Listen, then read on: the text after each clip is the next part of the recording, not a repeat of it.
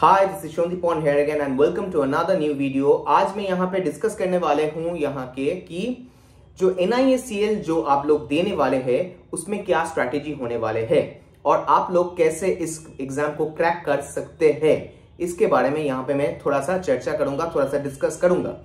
First and foremost thing, जिन लोगों को NISCL के बारे में नहीं पता है, वेल एंड गुड। जो लोग नहीं भी दे रहे हैं उन लोगों के लिए भी कुछ भी आते भी नहीं है, जाते भी नहीं है। But people who are trying to attempt this, because आप लोगों को लग रहा है कि नहीं, मुझको एक नौकरी तो चाहिए, पर ये क्या मेरे लिए है या नहीं है, इस चीज को समझने के लिए मैं आपको पहले ही कह दूं कि ये जो एग्जाम का पैटर्न है ना, ये बैंकिंग के ओर नहीं जाते हैं।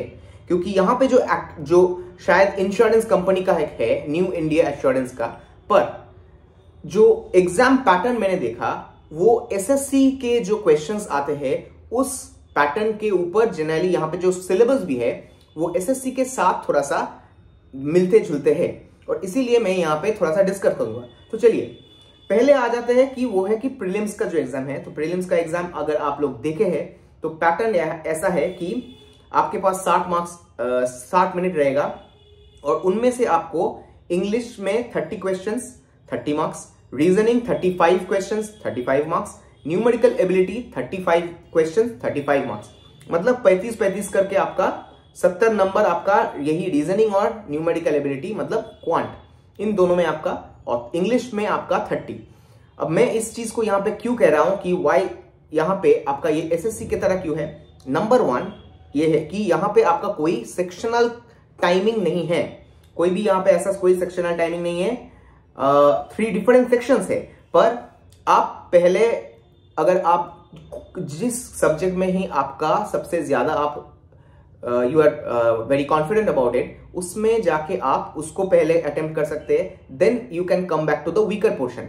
तो ये आपके पास एक अच्छा एक आपका स्ट्रैटेजी यहां पे बन सकते हैं, जो बैंकिंग के किसी और जगह में वो नहीं होते हैं।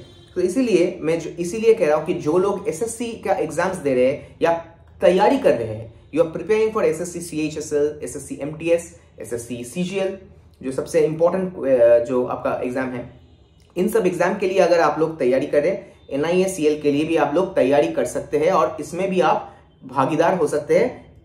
आपको मिलेंगे तब जाके आप ज्वाइन करेंगे या नहीं करेंगे, that is totally a different issue. पर यहां पे मैं आपको एग्जाम देने को और एग्जाम क्रैक करने के लिए मैं यहां पे कह रहा हूं। एग्जाम क्रैक करना, एग्जाम देना और ज्वाइन करना, ये 3 चीज अलग अलग चीज है। अच्छा, तो ये होते हैं जो असिस्टेंट या जो मेंस है, जो मेंस का एग्जाम है, मेंस में आप अगर देखेंगे तो यहाँ पे इंग्लिश, रीजनिंग और न्यूमेरिकल एबिलिटी सभी में 40 कल के क्वेश्चन है, computer knowledge and general awareness, computer के ऊपर पूरा 40 नंबर अलग से। तो सोचिए, जिसका कंप्यूटर के बारे में एकदम कंप्यूटर में क्वेश्चंस कैसा आएगा, एकदम जो आपका स्टैंडर्ड बेसिक क्वेश्चंस वायरसेस के ऊपर आते हैं, जैसे हार्डवेयर के ऊपर आते हैं, और उसके बाद कुछ सॉफ्टवेयर के ऊपर जो एकदम बेसिक जो क्वेश्चंस होते हैं, सिक्योरिटी, साइबर सिक्योरिटी के ऊपर क्वेश्चंस आते हैं, ये सब क्वेश्चंस जनरली आते हैं। या अगर आप लोग अभी एक्स्ट्रा कुछ आएगा तो AI एंड ML के ऊपर, जेनरेटिव AI क्या होता है और उसका अलग अलग types of AI, artificial intelligence, इसके ऊपर क्वेश्चंस आ सकते हैं। तो ये कंप्यूटर के में आ गया, और जनरल अवेयरनेस उसमें भी मैं आऊंगा। I will be coming each and every part इसमें एक एक करके। तो आपको ये तो सूझ गया कि अगर आप प्रीलिम्स को क्रैक किए and if you are going for the mains, तो वहां पे 200 नंबर है आपके पास, और यहाँ पे भी 30 मिनट करके यहाँ पे। अच्छा, एक चीज आपको यहाँ पे मैं पहले एक चीज मैं कह दूं, जैसे कि सेक्शनल टाइमिंग यहाँ पे पहले जगह में था, नहीं था, जो आपका प्रीलिम्स है, प्रीलिम्स में नहीं है, but in the mains exam में यहाँ पे आपका सेक्शनल टाइमिंग है। इसीलिए यहाँ पे आपका जो प्रिपरेशन का तरीका थोड़ा सा डिफरेंट होगा। सबसे अच्छा क्या है आपको कहूं प्रिपरेशन का तरीका, you go and give mock test. जितना आप प्रैक्टिस करेंगे, जितना आप करेंगे, उतना आपका ये जो आपके probability of getting this exam, cracking this exam will become easier. और जो लोग SSC का एग्जाम्स के लिए आप लोग तैयारी कर रहे हैं and you are in that mode कि नहीं मैं तैयारी कर रहा हूं या कर रही हूं, for that people you have got this golden opportunity कि हाँ, बीच में एक ऐसा एग्जाम आए जिसको मैं अगर चाहूं तो कोशिश कर सकता हूं क्रैक करने की। So this is your exam. अच्छा, यहां पे मैं एक चीज आपको कह दूं, कंप्यूटर नॉलेज और जो जनरल अवेयरनेस है इसमें आपका 15 मिनट्स का ड्यूरेशन रहेगा, जिसमें आपको 40 क्वेश्चन करना है। पर इंग्लिश, रीजनिंग और न्यूमेरिकल एबिलिटी इसमें आपका 40 क्वेश्चन होगा और सभी पे 50-50 करके नंबर है। मार्क्स को एकदम आपको छोड़ दिए, सभी में 50 मार्क्स है, पर 30 मिनट्स यहां पे आपका है हर एक जगह में। अब देखिए, तब यहां पे आप अच्छे से सोचिए कि यहां पे 50-50 marks on computer and general awareness. जो लोग आप लोग मेंस का एग्जाम देंगे NISCL, आप लोग क्रैक भी करेंगे प्रीलिम्स, मुझे तो नहीं पता है कौन करेंगे, पर अगर आप लोग करेंगे आपका गेम चेंजर होगा यहां पे कंप्यूटर नॉलेज वाले पार्ट में, क्योंकि वहां पे आपके पास 50 नंबर पूरा सोचिए।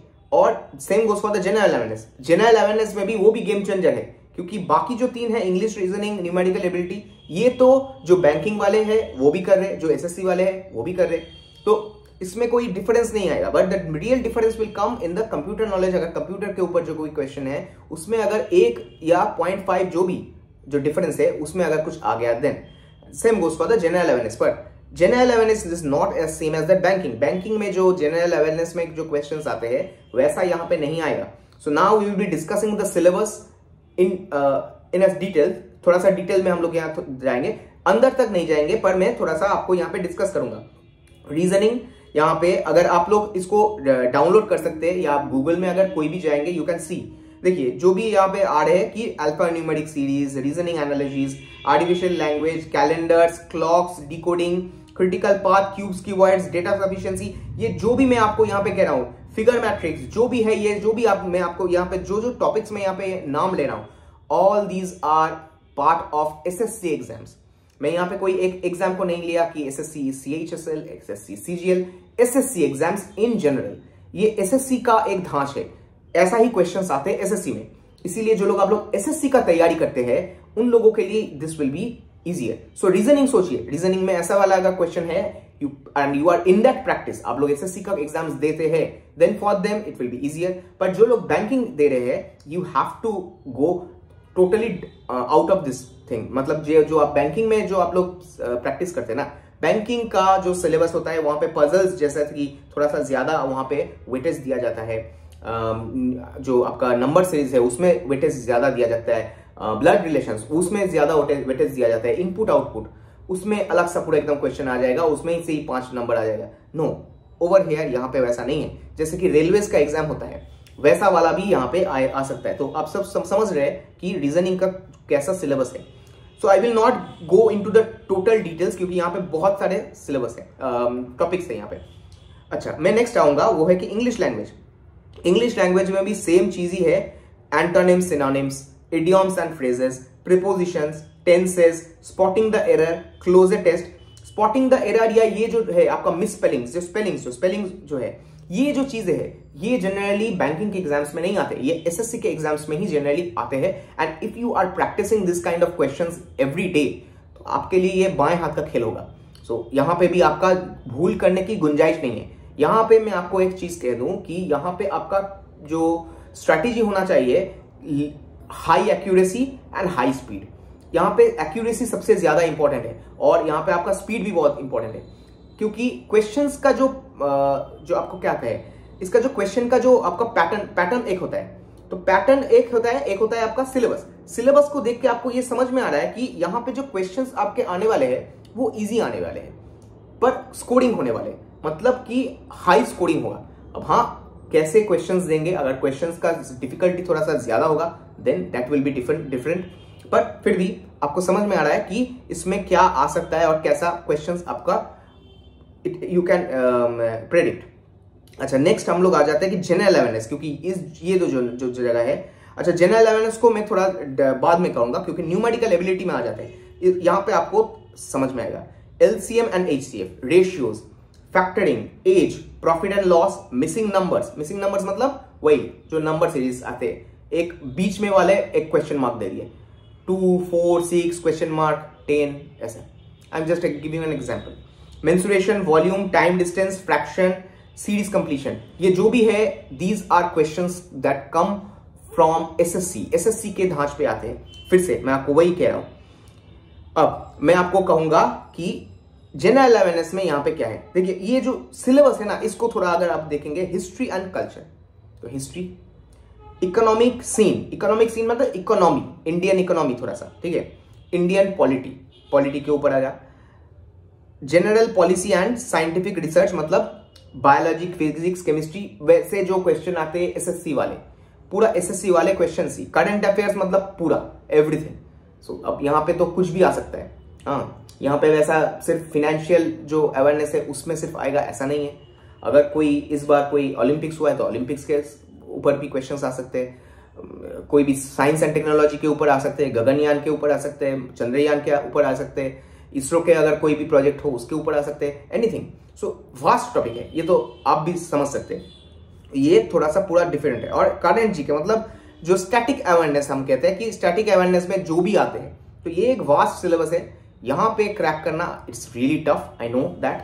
बट जो लोग आप लोग एक देखते हैं कि हाँ ऐसे क्वेश्चंस आते हैं, प्रीवियस ईयर्स क्वेश्चंस को पहले आप सॉल्व कीजिए और देखिए कि क्या क्या है उसमें, क्या टॉपिक्स है, टेम्पल्स है, रिवर्स है, स्टैटिक अवेयरनेस में क्या क्या है, कोई अगर लेट्स से वर्ल्ड डे किस दिन है या अर्थ डे किस दिन है, ये अगर ऐसे क्वेश्चंस आ रहे then you can jot down कि ये ऐसा ऐसा क्वेश्चंस आते हैं। अगर लेट्स से कि बेंजीन का फॉर्मूला पूछे तो आपको समझ में आ रहा है कि आपका केमिस्ट्री से कुछ आ रहा है, या आपको आ रहे हैं यहाँ के कि फाइटोप्लैंक्टन, तो बायोलॉजी के ऊपर आएगा, फाइटोप्लैंक्टन, प्रोटोजोआ या माइक्रो ऑर्गेनिजम्स के ऊपर अगर आ रहे तो एक वास्ट टॉपिक हो जा रहा है। तो आपको ये समझ में आ रहा है कि एनसीईआरटी का जो भी आपका 8, 9, 10 का जो भी बुक्स है वो थोड़ा आहिस्ते से छोटा छोटा करके आपका पढ़ना है।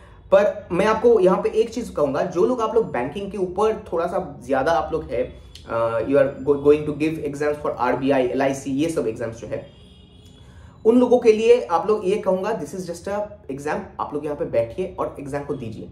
जो एसएससी है, एसएससी के ऊपर पूरा एकदम फोकस्ड है, उन लोगों के लिए ये एग्जाम अच्छा है।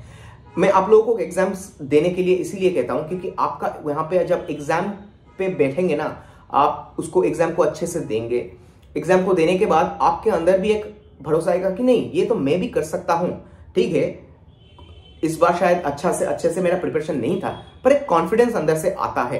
That is something which is really important to build up आपके अंदर। अच्छा, अब आते हैं कि कंप्यूटर नॉलेज, जो लास्ट वाले, क्योंकि कंप्यूटर भी आपका गेम चेंजर होगा।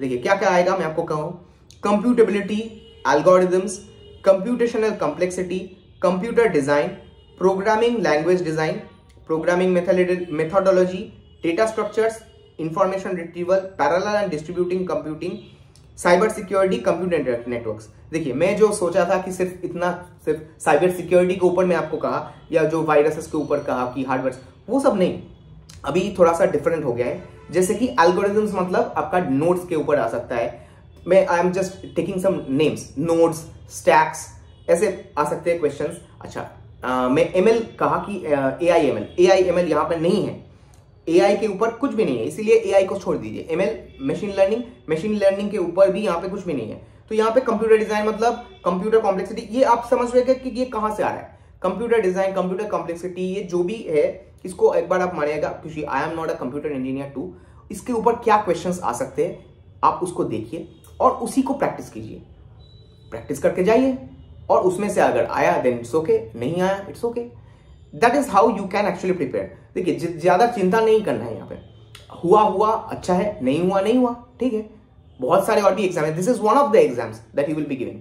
अगर इसको आपको नहीं मुझको ये एग्जाम नहीं देना है क्योंकि मुझको तो नहीं आता है, no, it's not that kind of exam where you can choose.